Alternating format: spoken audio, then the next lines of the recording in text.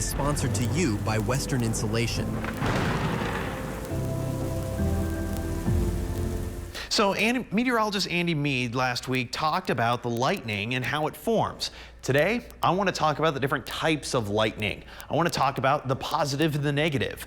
No, I mean the actual electrical charge. Negative lightning is actually the most common, happens about 95% of the time, and comes from the bottom of the cloud to the ground. All right, pretty simple. Positive lightning is pretty rare, happens only about 5% of the time, and comes from the top of the cloud down to the ground. Positive lightning is hotter, longer lasting, bigger, and deadlier. Okay, so ideally we want more negative lightning than we do positive, and well, that tends to be the case, but let me show you a good example of what it looks like. Negative lightning, pretty typical, coming from the bottom of the cloud down to the ground, looks like your average everyday lightning.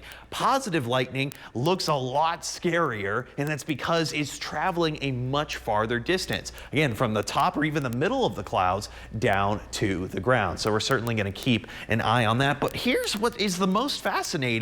It's the fact that we tend to have some of the most amount of positive lightning across the area. Here's literally a pause point of our radar. So 6:15, that's right now. Okay, we've had 262 strikes on the map. Positive lightning, 104 strikes. Negative lightning, 160 strikes. So how come for us, we tend to see about at least a third of the time that positive lightning when it should only happen about 5% of the time? Well, here's the reason.